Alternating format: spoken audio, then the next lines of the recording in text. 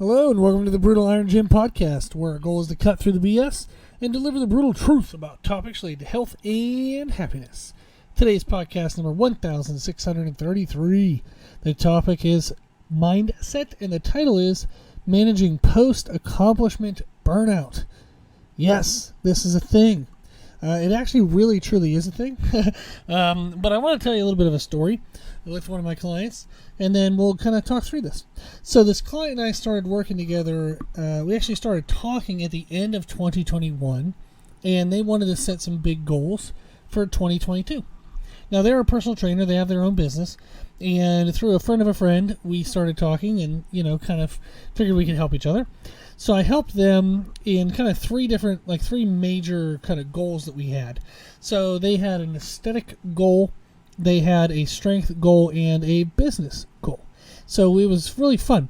The aesthetic goal and the strength goal were tied into also helping to grow their business. So it was overall kind of like a really fun little process. And we accomplished everything, very happy.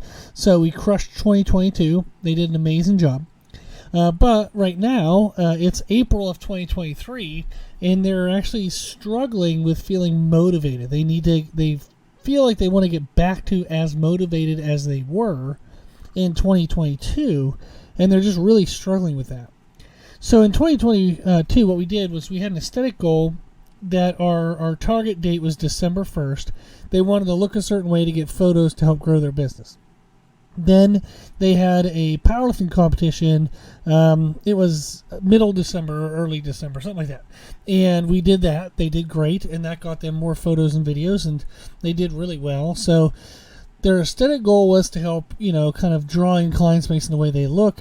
Then they had the powerlifting competition, because that way it drew in clients for that, because powerlifting's, you can definitely get a really good amount of clientele through powerlifting at the moment in today's culture, fitness culture. And then they hit their business earning goals, end of year earning goals for 2022, which was really fun. So we just absolutely crushed it. I'm super happy for them. And I had told them that this recovery period, this emotional, mental recovery period was coming. And so they're not unaware of it, but they're saying they're surprised how hard it hit them. And this has come up with other clients, after they've reached big goals.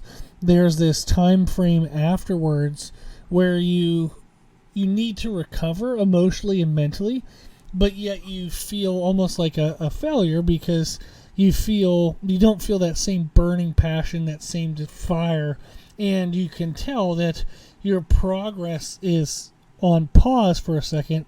You're probably still progressing, but it's going to feel on pause, just compared to how hard you were pushing before. And that period afterwards, that's a burnout kind of feeling. But then it starts to wonder, how long should I rest for? Am I resting too long? Am I being mentally weak? Should I start to push back? And it just spirals out of control. Now, I've done that myself, been through this phase about 4 billion times. So I like doing a lot of challenges and just testing myself for a lot of things. So I've had a lot of different times where I've had this post-accomplishment burnout feeling, and by being aware of it myself, it allows me to help coach other people through it. I remember one of the times it hit me really hard was I did a diet for 10 months, and during the 10 months I was doing a lot of experiments. So I was experimenting with only using singular carb sources, how my body felt, different protein sources, how my body felt. I remember doing playing with different protein percentages. So the diet, I ran the diet for a long period of time at 40% protein. I was doing 2.5 pounds of chicken a day, and I started realizing, okay, maybe that's too much.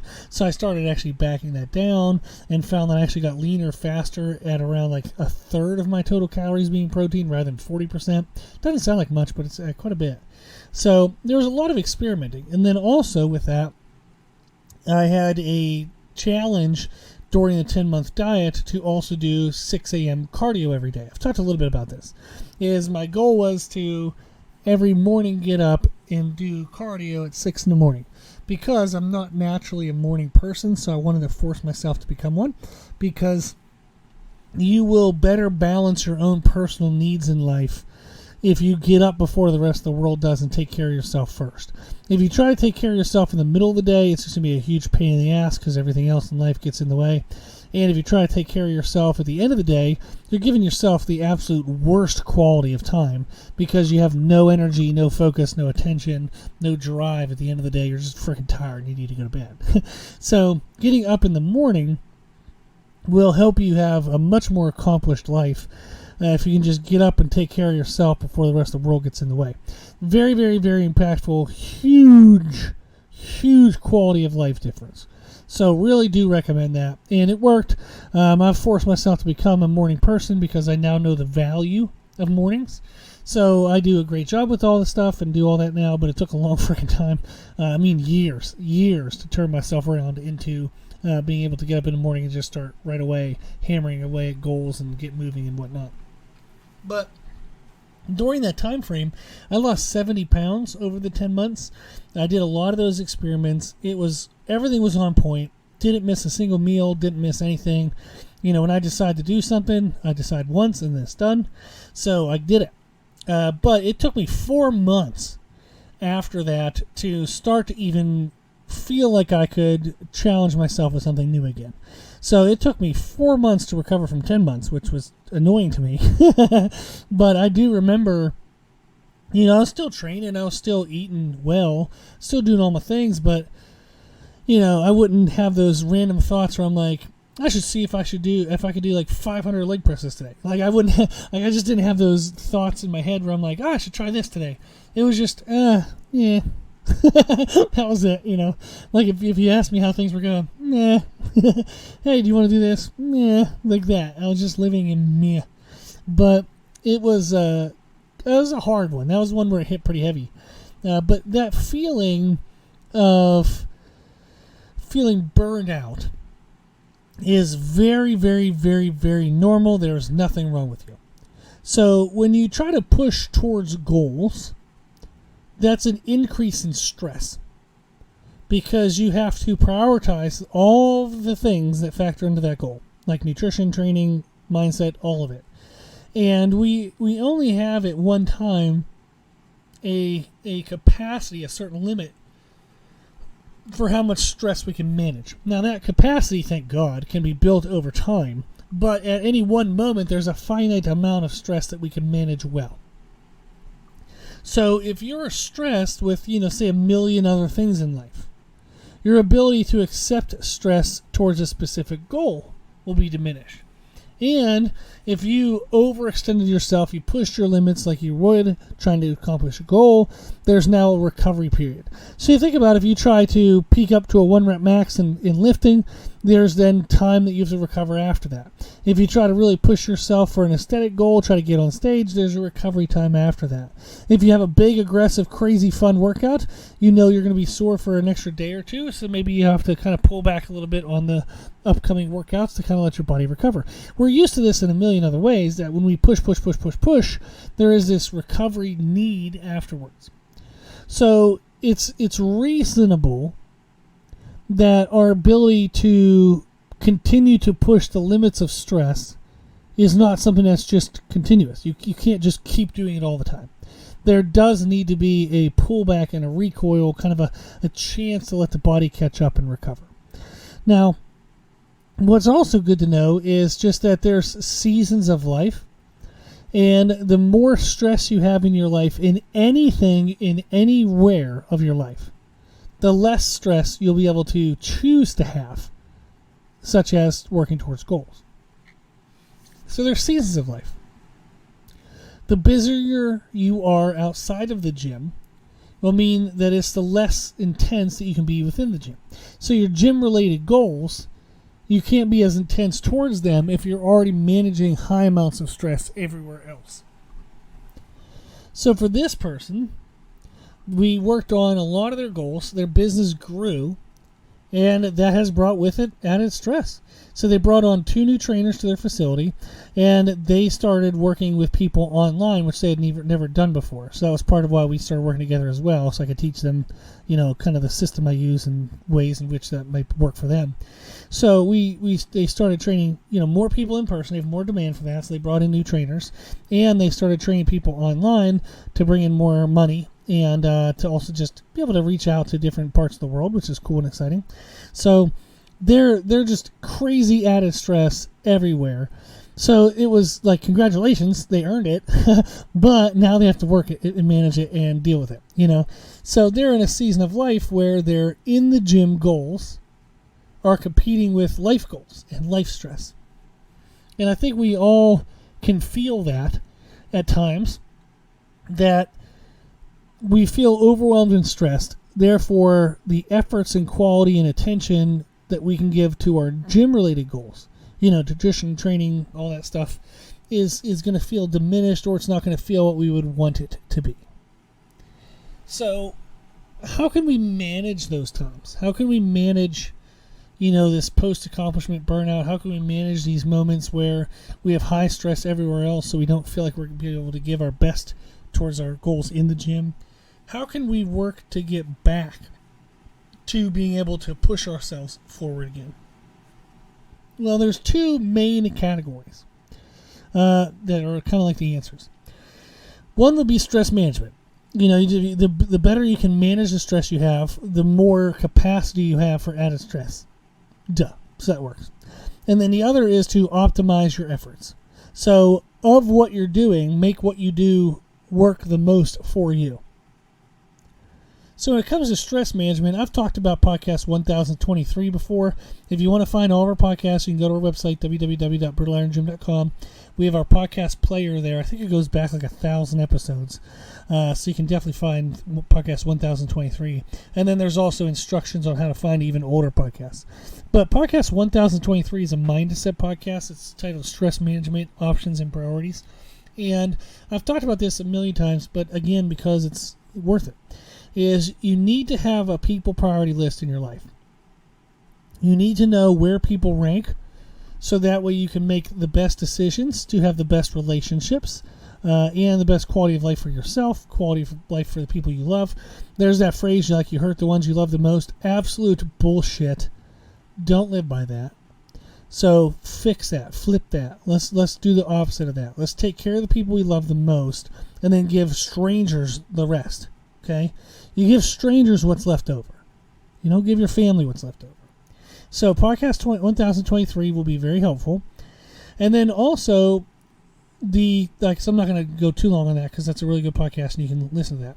But something I do want to touch on is there's an 80-20 rule when it comes to damn near everything in life, that you get 80% of the results from 20% of your effort. So 80-20% rule, like 80-20 rule when it comes to business, means that you're doing 80% of what you do only gets about 20% of the outcome. And then 20% of what you do gets 80% of the outcome. So what I tell the people I work with in business is find your 20%. Like, find what you do that gets you the biggest return. And then give it your 80. So flip it. Rather than having, 20% of what you do give you 80% results and it only gets, 20% of what you're doing, give that 20% 80%. And then give everything else that doesn't matter much, but you still have to do it, give that the 20%. So we're going to try to flip this. So find your 20 and give it 80. That's kind of the phrasing I use. And if I look through, like for me, I love doing the podcast. And in a way, it is advertisement for my knowledge, which is awesome. And I love doing, that's a great benefit. But I love just being able to reach out and help people. I feel very blessed with what I've been able to do in my life and what I get to do as my job every day. It's just absolutely ridiculous and amazing, and I'm super blessed and grateful. And I think doing the podcast is a way that I can give back the blessings that I've been given. So I love doing the podcast. It does happen to be a good way to showcase what I know, so that's an awesome secondary benefit. But the majority of what I do that works well for me in business is the one-on-one attention I give to my clients, the one-on-one programming quality, and then answering questions as often and as much as I can. So that's my 20%, meaning if I think of the traditional 80-20 rule, that 20% of what you do gives you 80%.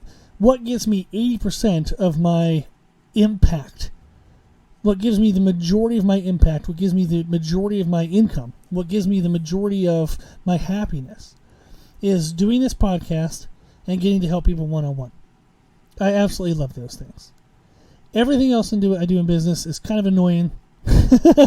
Like doing paperwork every day, doing all the accounting crap, putting equipment away from the gym when people don't put it away themselves. That annoys the shit out of me. Definitely not one of my favorite things to do. Making all the phone calls you got to do, all this stuff that you have to do when you own a business. And those are not my favorite things. So I try to minimize the time I spend on those things. I do a lot of block scheduling. I do a lot of other components and a lot of things with work management and task management. I listen to a lot of audiobooks, so I've learned a lot, and I'm trying to implement every freaking thing I can ever get my ears on. But it's really helped, so that way the majority of the time I spend throughout the day is doing the podcast, writing one-on-one programming, texting people, emailing people, doing video reviews, nutrition reviews, and then I get to work out. That's the majority of my day. Everything else is just getting in the way of it, but I do it as minimally as I need to. So a couple books, if you want to listen to books or read books, there's a book called Essentialism by Greg McKeown. His last name is McKeown, so Essentialism. And then one that pairs well with it is a book called One Thing by Gary Keller, Keller. So Essentialism and One Thing, they'll push you, promote you, encourage you to try to whittle down what you do. Get down to that 20% of what you do. That gives you the 80% return. So Essentialism and One Thing are very, very helpful. And then a book that'll also help is one of my favorite books, is titled The Subtle Art of Not Giving a F. The F word. Definitely a title that's going to get people's attention. I'm sure that's why the guy did it. The author's name is Mark Manson. But that's a book that'll you'll be more encouraged to just say no to things that don't help you, that aren't your 20%. Okay? Just say no. You'll be amazed how unimportant the majority of what you do is. I know that sounds possibly insulting, but I'm in that group. The majority of what you do isn't important, and it's important to learn that that's true, and then it's important to start cutting out things that aren't giving you the great return. And just flat out saying no is an okay thing to do in life. It's one of the best things to learn how to do, especially if you're a people pleaser. You can just say no to things. When people ask you to do things, just say no. They'll survive. They'll find another way of doing it. There's a lot of awareness in my life, whether something's important versus urgent. Somebody will come to me and, hey, Rob, blah, blah, blah, blah, this thing needs done. And I'm like, no, it doesn't. So, yeah, you think it does, but it doesn't need done. Or it's like, yeah, that I can get to that. That's not on my list today. Probably won't be on my list tomorrow, but I'll try to get to it the third or fourth day. And that floors people sometimes because most people operate on reactionary kind of behaviors. They react to urgencies. They don't organize them and prioritize them and then realize, hey, this maybe isn't as important as I thought it was. So living based on importances versus urgencies is huge. Learning how to say just no. Like if it's not helpful, don't do it. Just don't. And then focus on your 20%. And that's where the books Essentialism and The One Thing can help. But the better you manage stress, the better you can say, okay, all of these things I need to be aware of. But this is what's important, this is not that important, and I don't even need to do this. The more you can do that, it just frees you up to really start crushing the world and start doing really well. So those are things you need to work on if you want to get out of this post-accomplishment burnout, if you want to just get out of this feeling of feeling burned out and start working towards a better quality of life for yourself, is you have to manage the stress you have. You can't just add stress. So if you're like, I don't know why I just can't, train more often, or why I can't be more diligent with my nutrition, are you making space for that? Or are you making stress space? You need to make space in your life for extra stress. You can't just jam in more stress. Surprisingly, that is stressful. And you'll find it really hard to do, okay? Then we said the second thing was to optimize your efforts. If you're going to do it, make sure it's the most damn freaking impactful thing you could be doing. We talk about nutrition all the time. Podcast 1232. Again, if you go to our website, www.brutalirongym.com, you can click on Free Nutrition Education.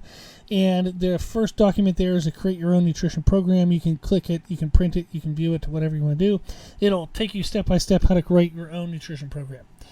Calories are the most important. Protein is the second most important, but feels like equally as important. Then timing your calories and protein is really important. And then hydration, I'm going to throw that in there. If you get those 4 things, that's going to be the best bang for your buck. Everything else is gravy and you don't need the stress of it. So get your calories within the right range, get them accurate every day. Get your protein within the right range, get it accurate every day. Get your timing to match your needs throughout the day. And then just drink some freaking fluids. Like, get some hydration in you. If you get those things, the what of what you eat doesn't matter as much as you think it does. Just make sure you're eating the right amount, calories, and there's protein in what you're eating. And then time that throughout the day, and then drink fluids, okay? Training in your workouts, whether you work out once a week, twice a week, thrice a week, 4 times a week, whatever it might be, make sure you have some kind of movement preparation, some kind of warm-up, so that way you're working on longevity, movement quality, like maximum performance, all the good stuff. Have some kind of strength component, some type of muscle damage component, and some type of muscle cardio, kind of muscular endurance, cardiovascular endurance component. So we talked about, actually, in a recent podcast, which would be podcast number, let me draw this out as I elongate here. Okay, so we have podcast, there it is, 1628. Was a training podcast titled 2-Day Full Body Routine for Strength, Mass, and Endurance. You can listen to that podcast, see the format I laid out for the workout, and you can do that. Even if you're only training 2 days a week, you can get great results. You can also just kind of stretch it out and twist it around if you're doing 3, 4, 5 days a week. And then we also have, yesterday's podcast was programming considerations when struggling to gain size, so that way you can kind of maximize your programming for that. We have a lot of programming information, plus we have our service, our live monthly programming service. If you want to learn more about that, you can go to our website. But that one, you pick between a couple goals we have, and one is a powerlifting / power building program where you do strength and mass. We have a female shape development program, pure bodybuilding, functional athleticism, functional longevity. You get a brand new program, brand new workouts every 4 weeks, and you get unlimited Q&A. You can ask me anything you want, get one-on-one answers. So there's tons of training information we have. You want to work on sleep? Podcast 1149 is a mindset podcast titled Creating a Healthier Sleep Pattern, and supplements, which helps kind of fill in the gaps. Podcast 1384 is a nutrition podcast titled My Most Recommended Supplements. So you optimize your efforts. With nutrition, make sure what you're doing is the most impactful. Training, make sure what you're doing is the most impactful. Sleep is super impactful on the quality of your life and how to manage stress. The better quality of sleep you have, the more capacity you have to manage stress. So that podcast 1149 will talk to you about how to make a healthier sleep pattern, like avoiding blue lights at certain times of the night. The temperature of the room should be blocking out light as much as you can. There's a lot of things you can do to enhance the quality of sleep, even if you can't enhance the duration, the quantity. So you can maximize your quality. And then supplements, there's a lot of things you can do just to kind of fill in the gaps of what you might be missing. So those are the 2 things that I encourage clients to work on, and what I work on with them as we go through their life is stress management and to optimize your efforts. So when somebody's wanting to push for bigger things in their life, but they are already stressed, we work on stress management and we work on optimizing your efforts. There you go. So, hopefully that was helpful to hear that you're not the only one. So if you are experiencing some burnout after reaching a goal, that's totally normal, absolutely normal. Give yourself some time to recover. But while you're recovering, work on stress management and then start to optimize your efforts when you start to go back to putting in some efforts. Okay, if you need anything, if you have any questions, my email is brutalirongym@gmail.com. If you like our podcast, please share it. The more people we share it with, the more people can help. Let them know that I answer questions for free. We just want to help people live their best and healthiest life. So thank you for sharing the podcast so we can help them do that. Thank you to those who donate to support the podcast. It has a high hosting cost every year. I give an hour to every day, and I want to keep it for free as long as I possibly can. So your donations help a lot towards that goal. Thank you very, very much. If you want to donate, you can do that on our website. Even just $5 a month, it does add up and it does help. If you like the information we share in our podcast, you can find more from us on our social media channels. You can find us on Instagram and on YouTube under the name Brutal Iron Gym. If you find us, make sure you follow us. So it just helps grow the reach of the channels. And then as always, I hope this was helpful, and thank you for listening.